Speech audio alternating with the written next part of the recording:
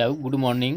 आज बायोलॉजी का class first है। आज हम लोग डिस्कस करेंगे रक्त परिसंचरण तंत्र।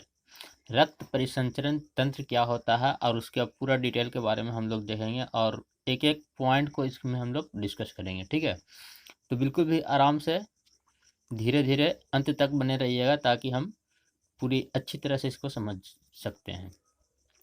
तो आइए, सबसे पहले हम लोग ये जानना चाहते हैं कि रक्त परिसंचरण तंत्र किसको कहते हैं। पहले इसकी हम लोग परिभाषा से शुरू करते हैं, यानी ब्लड सर्कुलेटरी सिस्टम होता क्या है।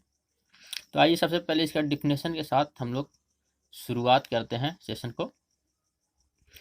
आज इससे पहले ये जान लीजिए कि आज हमारा जो बायोलॉजी का क्लास है, ये बायोलॉजी का क्लास फर्स्ट है। हम धीरे धीरे पूरे बायोलॉजी के सिलेबस को कंप्लीट करेंगे, तो बने रहिएगा मेरे साथ। चलिए स्टार्ट करते हैं। तो रक्त परिसंचरण तंत्र। तो रक्त परिसंचरण तंत्र जिस तरह से आप देख रहे हैं, मतलब रक्त यानी ब्लड, और तंत्र क्या होता है इसके बारे में समझेंगे। परिसंचरण का मतलब क्या होता है उसके बारे में हम लोग समझेंगे। तो सबसे पहले हम परिभाषा से स्टार्ट करते हैं कि अंगों का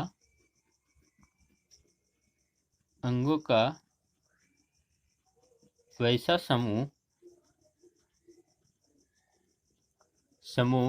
जो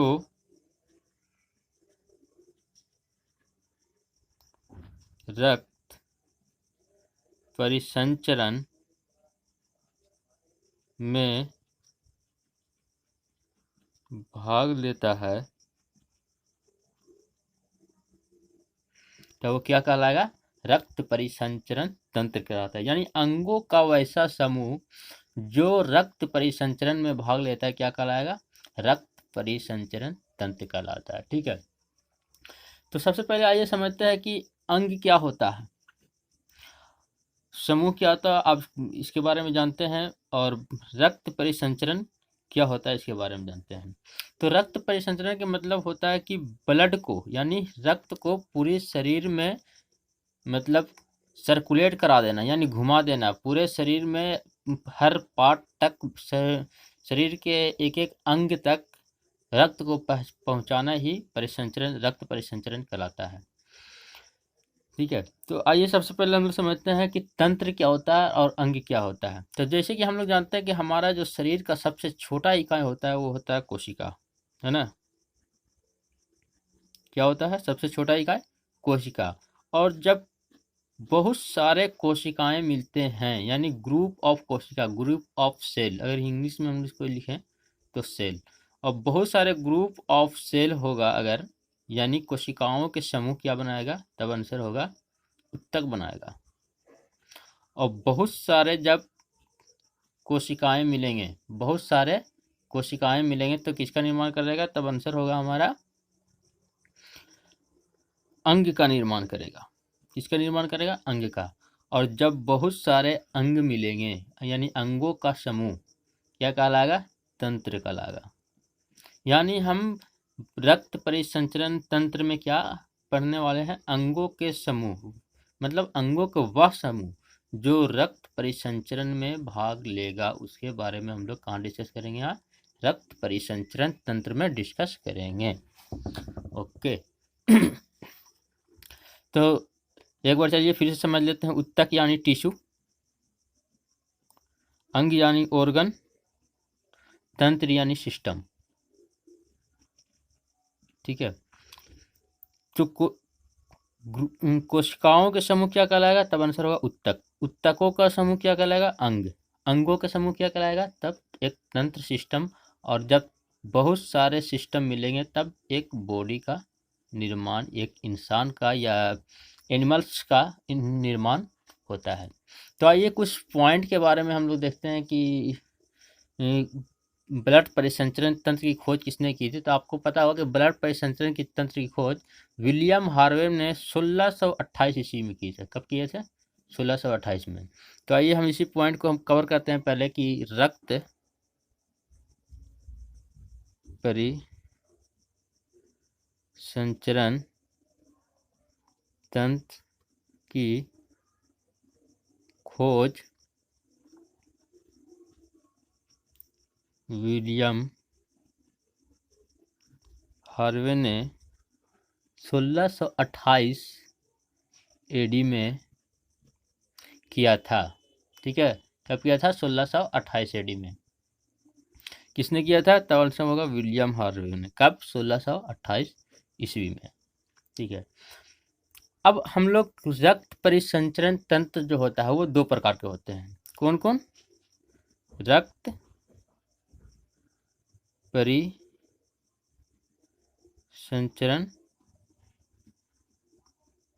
तंत्र कितने प्रकार के होते हैं? दो प्रकार के। कौन कौन? तो सबसे पहले आइए, खुला परिसंचरण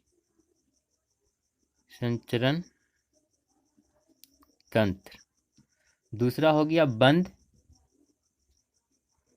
परिसंचरण तंत्र, यानी इसको हम लोग बोलेंगे ओपन सर्कुलेटरी सिस्टम। ठीक है, इसको बोलेंगे हम लोग क्या? Close circulatory system. क्लोज, चलो लिख देते हैं, क्लोज सर्कुलेटरी सिस्टम। ठीक है, ये हो गया ओपन सर्कुलेटरी सिस्टम। ठीक है, तो हम लोगों ने यहाँ तक क्या देखा कि रक्त परिसंचरण तंत्र क्या होता है? तो अंगों का वैसा समूह जो रक्त परिसंचरण में भाग लेता है वो क्या कहलाता है? वो रक्त परिसंचरण तंत्र कहलाता है। अंग क्या है वो भी हम लोग देख रहे हैं कि बहुत सारे कोशिकाएं मिलेंगे तो उत्तक का निर्माण करते हैं। बहुत सारे उत्तक जब मिलेंगे तो अंग का निर्माण करता है। बहुत सारे अंग मिलेंगे तो अब एक टिश्यू का निर्माण करता है, यानी सॉरी तंत्र का निर्माण करता है। बहुत सारे तंत्र मिलेंगे तब एक बॉडी यानी शरीर का निर्माण करता है, यानी इंसान या एनिमल का निर्माण करता है। अब रक्त परिसंचरण तंत्र को हम लोगों ने दो भागों में बांटा हुआ है। कितने भागों में? दो भागों में। कौन कौन? ओपन और बंद। तो आइए हम लोग समझते हैं कि ओपन सर्कुलेटरी सिस्टम क्या होता है और बंद सर्कुलेटरी सिस्टम क्या होता है, यानी खुला और बंद परिसंचरण तंत्र क्या होता है। तो खुला का मतलब ये है कि इसमें जो ब्लड का जो फ्लो होगा, यानी ब्लड जो बहेगा वो एक कैविटी में बहेगा। कैविटी यानी एक गुहा में बहेगा। या फिर हम कह सकते हैं डायरेक्ट उत्तक में बहता है। ठीक है, पर यहाँ जो है बंद परिसंचरण तंत्र में जो ब्लड जो होगा वो कहाँ? तो कैपिलरी रक्त वाहिनी में बहेगा। रक्त वाहिनी में बहता है। ठीक है, तो यहाँ जो ब्लड होगा किस में बहेगा? डायरेक्ट उत्तक यानी टिश्यू में बहेगा। और यहाँ जो रक्त होगा रक्तवाहिनी यानी नशे में रक्त बहेगा। ठीक है, इसका एग्जाम्पल की अगर हम बात करें तो अर्थोपोडा एक फाइलम होता है जिसमें आता है, मान लीजिए तिलचट्टा, मच्छर। ठीक है, तिलचट्टा यानी कॉकरोच, मच्छर, मक्खी। ठीक है, ये सब इसमें आएंगे। अब आइए बंद परिसंचरण में कौन कौन सा इसका एग्जाम्पल होगा? तो मनुष्य और बहुत सारे एनिमल्स हो गया। ठीक है, तो मेनली हम लोग को जो पढ़ना है बहुत सारे एनिमल, मतलब मेमेलिया बोल सकते हैं, मेमेलिया। ठीक है, तो ये हमारा हो गया किसका एग्जाम्पल? अर्थोपोडा, तिलचट्टा और मच्छर का। ठीक है, और तो मेनली जो हम लोग इसमें पढ़ने वाले हैं वो बंद परिसंचरण तंत्र के बारे में पढ़ेंगे। किसके बारे में? बंद परिसंचरण तंत्र के बारे में पढ़ेंगे। तो आइए हम लोग बंद परिसंचरण तंत्र को पहले देखते हैं। बंद परिसंचरण तंत्र, बंद परिसंचरण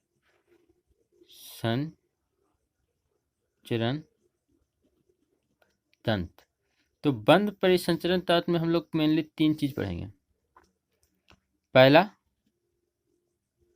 हृदय यानी हार्ट के बारे में पढ़ेंगे। सेकंड वन हम लोग इसमें ब्लड यानी रुधिर के बारे में पढ़ेंगे।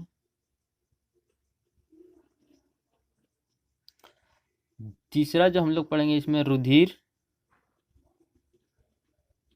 वाहिनी, ठीक है।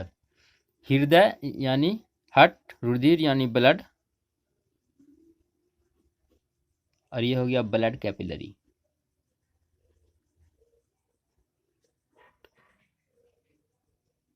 ठीक है, तीन चीज के बारे में पढ़ेंगे, ठीक है। तो सबसे पहले जो इसमें हम लोग डिस्कस करेंगे वो हार्ट के बारे में डिस्कस करेंगे, ठीक है। उसके बाद फिर ब्लड के बारे में डिस्कस करेंगे, उसके बाद रुधिर के बारे में, ब्लड यानी रुधिर के बारे में डिस्कस करेंगे, उसके बाद रुधिर वाहिनी के बारे में डिस्कस करेंगे।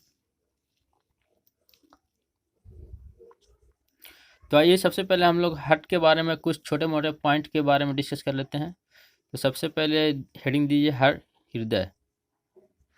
और एक बात हर कि आप लोग साथ साथ नोट्स बनाते जाए ताकि आपको रिवीजन करने में बहुत ही आसान हो और आराम से रिवीजन कर सकें, ठीक है।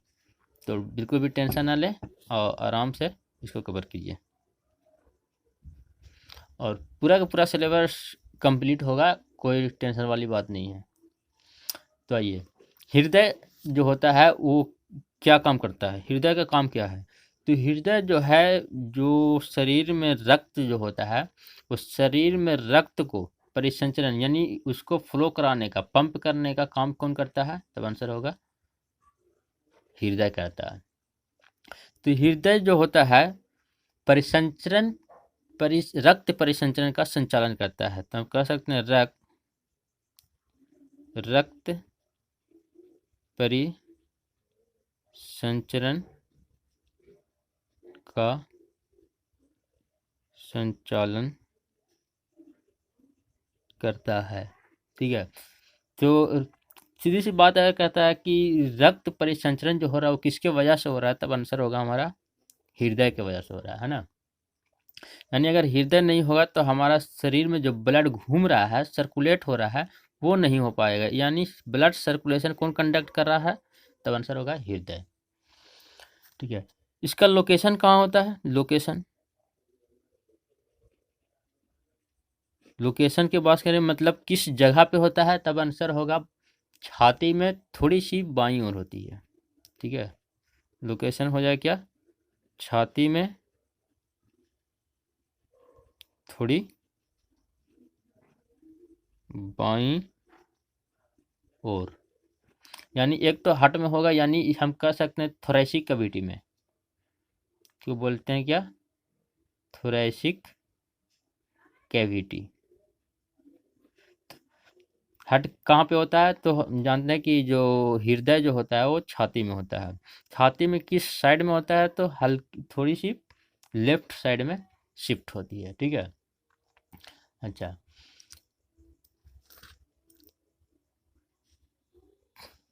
अगला पॉइंट में जो होगा कि रक्त परिसंचरण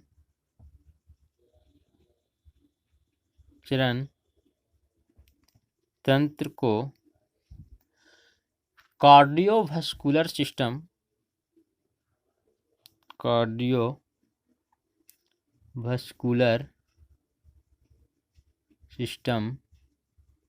भी कहते हैं, ठीक है। तो रक्त परिसंचरण का एक और नाम है जिसको बोलते हैं कार्डियोवास्कुलर सिस्टम। कार्डियोवास्कुलर सिस्टम क्यों कहा जाता है, क्योंकि जो रक्त परिसंचरण का संचालन जो होता है वो किसके द्वारा होता है, हार्ट के द्वारा, यानी हृदय। तो हृदय के अध्ययन को हम लोग क्या बोलते हैं, कार्डियोलॉजी कहते हैं, इसलिए इसको बोलते हैं कार्डियोवास्कुलर सिस्टम, किसको, रक्त परिसंचरण तंत्र को। ओके, तो नेक्स्ट पॉइंट में हम लोग इसी चीज को कवर कर रहे हैं कि हृदय के अध्ययन को,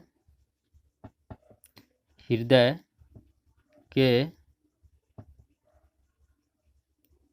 अध्ययन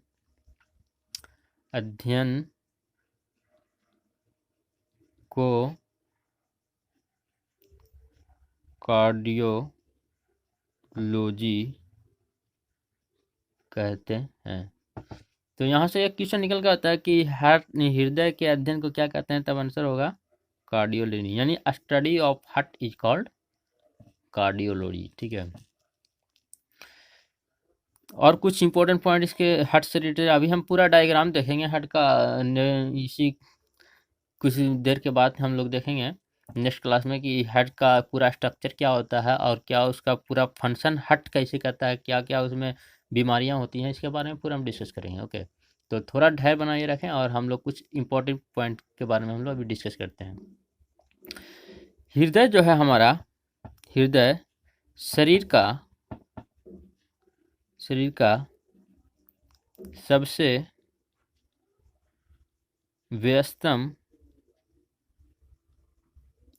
अंग है। यानी हम कह सकते हैं कि हमारा हट जो है यानी हृदय जो है वो कभी आराम नहीं करता है। ये हमेशा अपना काम करते रहता है, चाहे हम सो के रहें, जाग के रहें, उठ के रहें, बैठ के रहें, ये अपना काम बंद नहीं करता। इसलिए इसको हम कहते हैं ये हमारा शरीर का सबसे व्यस्तम अंग है। ओके, हृदय को हम हृदय को हृदय हृदय को पंपिंग अंग भी कहते हैं।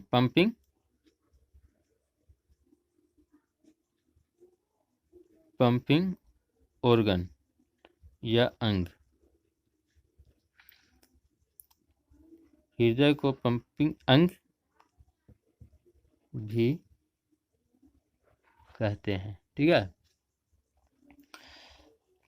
अब देखिए जो हमारा हट होता है वो कई चेम्बर में बटा होता है, कई भाग में बटा होता है। तो जैसे मछली के भी हट होता है तो उसमें कितना भाग होता है, हमारा मनुष्य के हट के में कितना होता है, कॉकरोच के हट में कितना होता है, सरीसृप के हट में कितना होता है, सब एक एक करके हम लोग सबके बारे में अभी डिस्कस करेंगे। ठीक है, तो सबसे पहले आइए कि मनुष्य के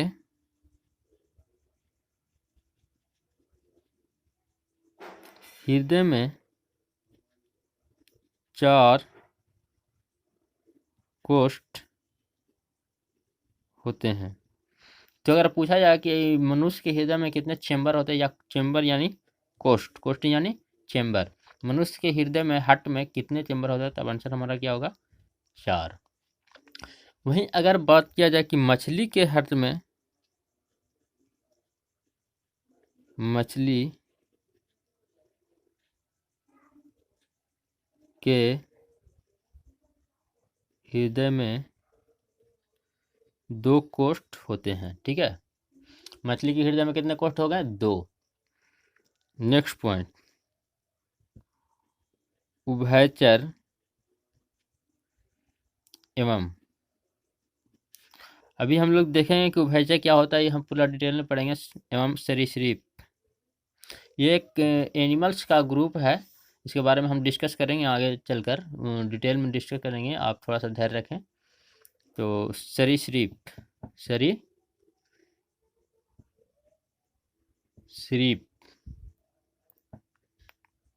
के हृदय में 3 कोष्ठ होते हैं। तो उभयचर में कितने कोष्ठ हो गए, 3 कोष्ठ हो गए, है ना। मछली में कितने हो गए, 2। मनुष्य के हट में 4 कोष्ठ, मछली के हट में 2 कोष्ठ।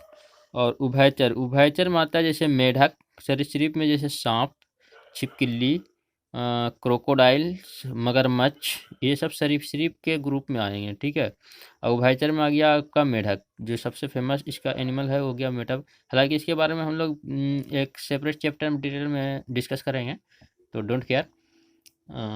तो आइए हम लोग आगे चलते हैं कि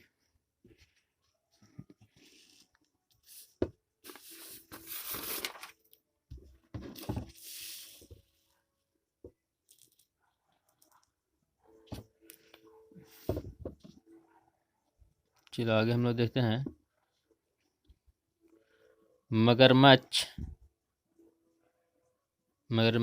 के हृदय में 4 कोष्ठ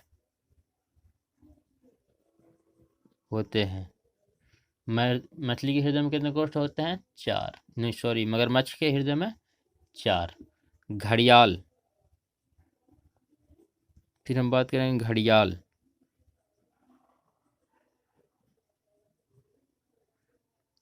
के हृदय में कितने 4 कोष्ठ होते हैं। ठीक है, अगर हम कॉकरोच की बात करें तो कॉकरोच में कितनी होती है?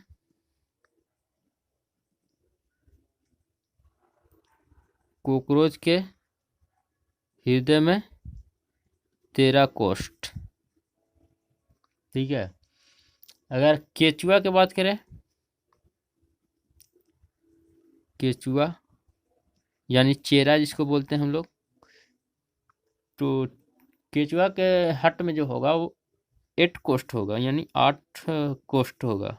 हैं, तो आइए हम एक बार फिर से इसको वो कर लेते हैं, रिवाइज कर लेते हैं। हृदय क्या है? हृदय का अध्ययन क्या कहते हैं? तब आंसर होगा कार्डियोलॉजी।